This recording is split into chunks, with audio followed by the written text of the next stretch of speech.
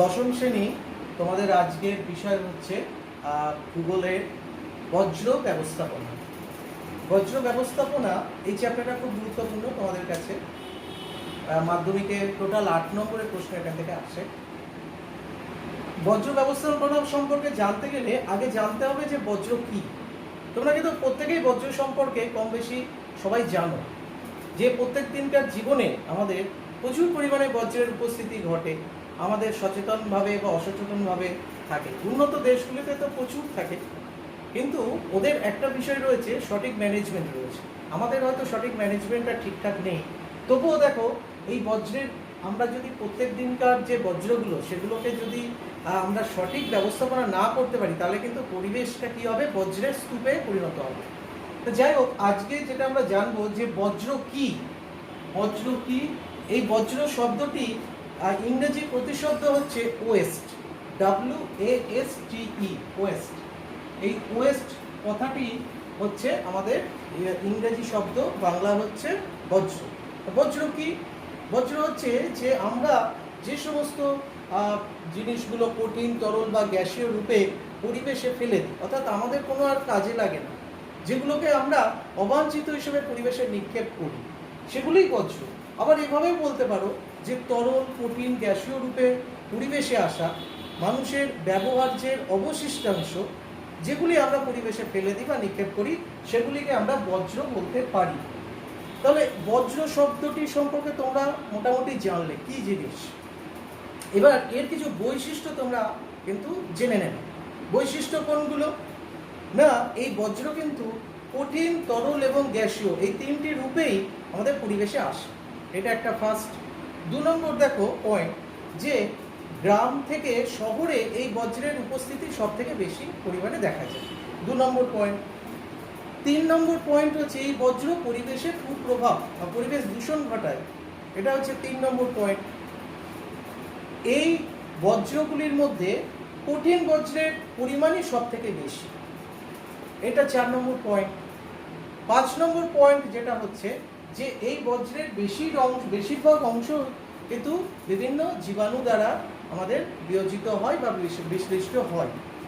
আর last point যেটা, সেটা হচ্ছে তোমাদের এই বজ্রকে যদি আমি সঠিক ব্যবস্থাপনার মধ্যে দিয়ে নিয়ে যাই তাহলে কিন্তু সম্পদে পরিণত করতে পারি। সেক্ষেত্রে কী হবে, আমাদের পরিবেশের অনেকটা ক্ষতি কম হবে। যাই হোক, তাহলে আমরা বজ্রের বৈশিষ্ট্যগুলো জানলাম। এরপর আমরা কি জানবো, বজ্রের শ্রেণী বিভাগ। আজকে যেটা মূল বিষয় সেটা হচ্ছে বজ্রের শ্রেণী বিভাগ। এই বজ্রের শ্রেণী বিভাগ করতে গেলে দেখো তোমাদের অনেকগুলো সমস্যা তৈরি হয়, অনেক সময় গুলিয়ে যায়। সেই জন্য আমি এখানে তোমাদের পাট করে আলোচনা করছি। ফার্স্ট হচ্ছে প্রকৃতি অনুযায়ী। প্রকৃতি অনুযায়ী বজ্রকে আমরা কি কি ভাগে ভাগ করব, মানে প্রকৃতি অনুযায়ী বা পার্থিব পরিবেশে আমরা বজ্রকে কি কি রূপে পাই। 3টে রূপে পাই। ফার্স্ট হচ্ছে কঠিন বজ্র। এই কঠিন বজ্র কি না, আমাদের দৈনন্দিন ব্যবহার্যের যে কঠিন অবশিষ্টাংশ সেগুলোই কঠিন বজ্র। দেখো বাড়ির পরিবেশে ধুলো ময়লা থেকে শুরু করে বিভিন্ন কাগজ থেকে শুরু করে ছেঁড়া কাপড় থেকে শুরু করে পলিথিন, প্লাস্টিক, বিভিন্ন ধাতব টুকরো থেকে শুরু করে, এছাড়াও আমরা বিভিন্নভাবে কঠিন বস্তু বিভিন্ন শিল্প, কলকারখানা থেকে পাই বা নির্মাণ শিল্প থেকে পাই বা খনি শিল্প থেকে পাই। এগুলো সবই কিন্তু আমাদের কঠিন বজ্র। এই কঠিন বজ্রের দু একটা বৈশিষ্ট্য দেখো, এরা পরিবেশে কিন্তু সহজে মেশে না, অনেক দিন ধরে পরিবেশের উপস্থিতি থাকে।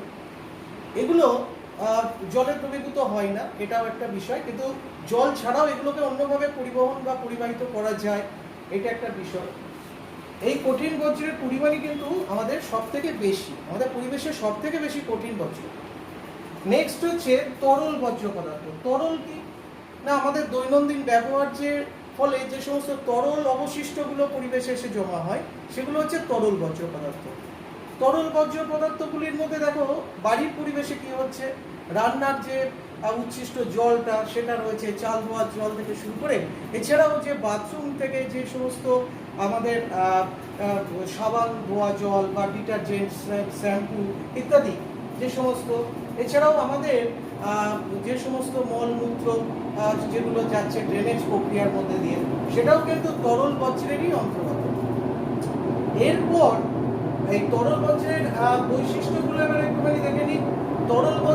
বৈশিষ্ট্য যেগুলি সেগুলি হচ্ছে যে এরা কিন্তু খুব সহজেই পরিবেশে মিশে যেতে পারে, মানে মাটি এবং জলকে ভীষণভাবে দূষণ ঘটায়। এটা একটা বিষয় তোমরা মাথায় রাখবে।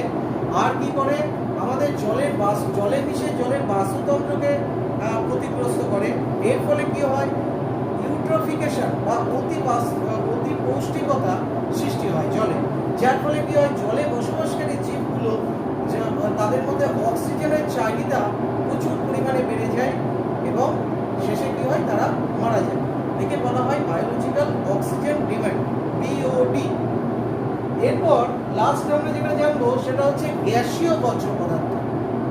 গ্যাসীয় বর্জ্য পদার্থ কি, পরিবেশে যেগুলি গ্যাসীয় রূপে আসে, সেটা বাড়ির রান্নার ধোঁয়া থেকে শুরু করে বিভিন্ন বাড়ির ব্যবহৃত মশা জ্বালানোর কয়েল থেকে শুরু করে বিভিন্ন ধূপ, এছাড়াও বিভিন্ন বিড়ি সিগারেটের ধোঁয়া থেকে শুরু করে এগুলো সবই প্রাকৃতিকভাবেও আসে প্রচুর পরিমাণে। প্রাকৃতিকভাবে আমাদের আগ্নেয়গিরি থেকে যে সমস্ত ধোঁয়া উঠছে সেগুলো, বিভিন্ন জৈব গ্যাস, সেগুলো পরিবেশে ক্ষতি করছে। এছাড়াও কিন্তু আমাদের বিভিন্ন কার্যপ্রণালী বেশি দায়ী। গ্যাসীয় বর্জ্য সৃষ্টির ক্ষেত্রে আমাদের মানুষের সব থেকে বেশি বড় ভূমিকা রয়েছে।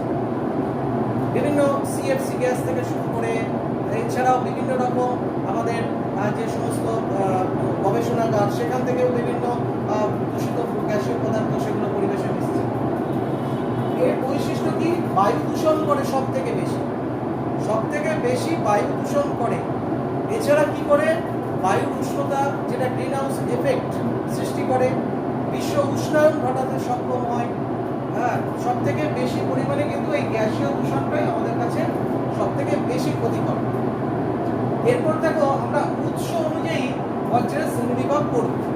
উৎস অনুযায়ী বজ্রকে কিন্তু আমরা 7টি দেখো ভাগ রয়েছে। ফার্স্ট হচ্ছে গৃহস্থালির বজ্র।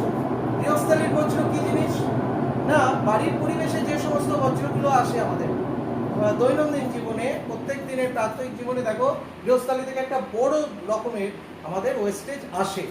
সেগুলো তোমার ডিমের খোলা থেকে শুরু করে, বিভিন্ন রান্নার বা তরি তরকারির খোসা থেকে শুরু করে, প্লাস্টিক, পলিথিন ইত্যাদি, এবং বিভিন্ন রকম তরল বজ্রের মধ্যে বিভিন্ন ডিটারজেন্ট বা সাবান যেটা বললাম, এবং আমাদের প্রয়োগ প্রণালী ব্যবস্থার মধ্যে দিয়েও কিন্তু প্রচুর পরিমাণে বর্জ্য পরিবেশে মিশছে।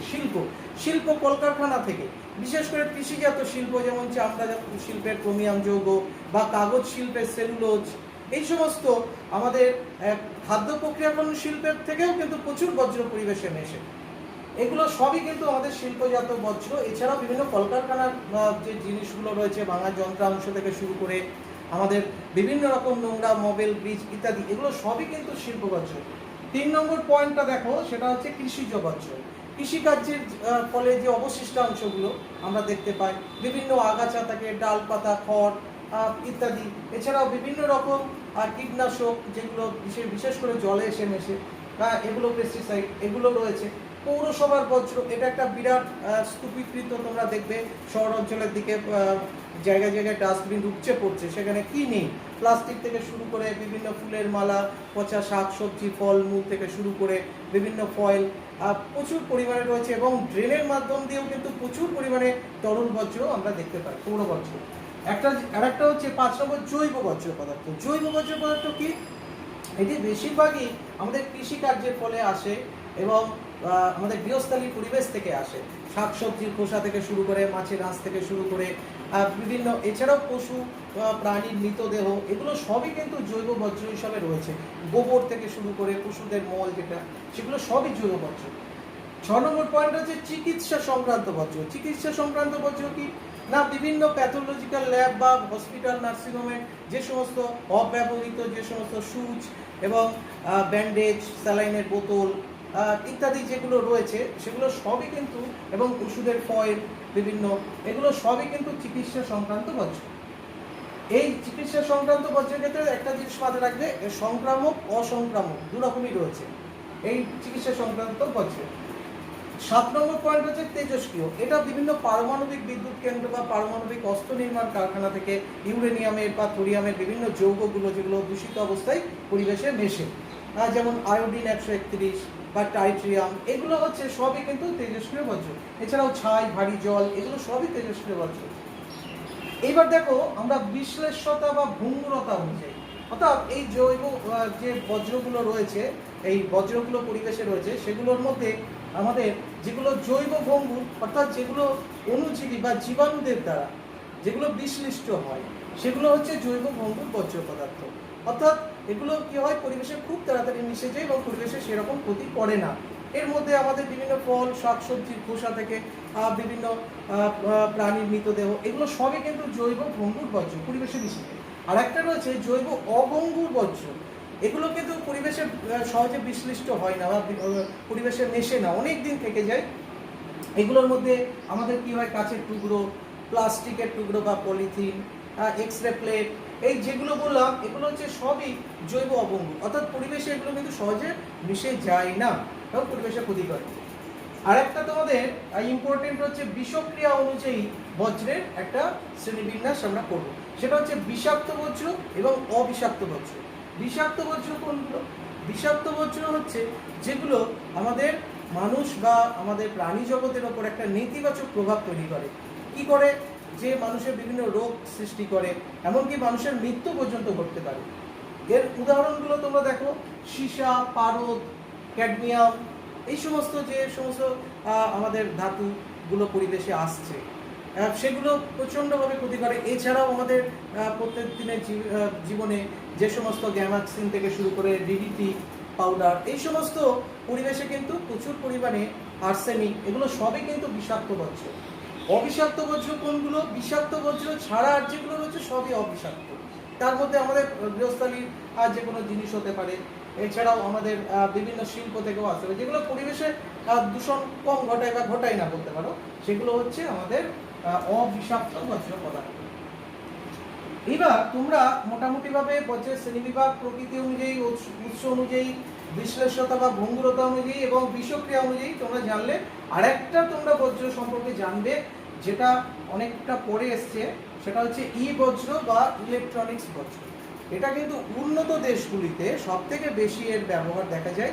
ই বজ্র হচ্ছে বিভিন্ন রকম আমাদের ইলেকট্রনিক্স যন্ত্রপাতি, যেগুলো ভাঙা অবস্থায়, যেমন মোবাইল থেকে শুরু করে আমাদের টিভি, কম্পিউটার, এই সমস্ত। এছাড়াও বৈদ্যুতিক শিল্প থেকেও যে সমস্ত আমাদের অবশেষ যেগুলো আসে, সেগুলো যেমন পোড়া তার, কয়েল ইত্যাদি, এগুলোও কিন্তু আমাদের সবই আমাদের ই বজ্র বা ই ওয়েস্টেজ হিসাবে আমরা বলবো।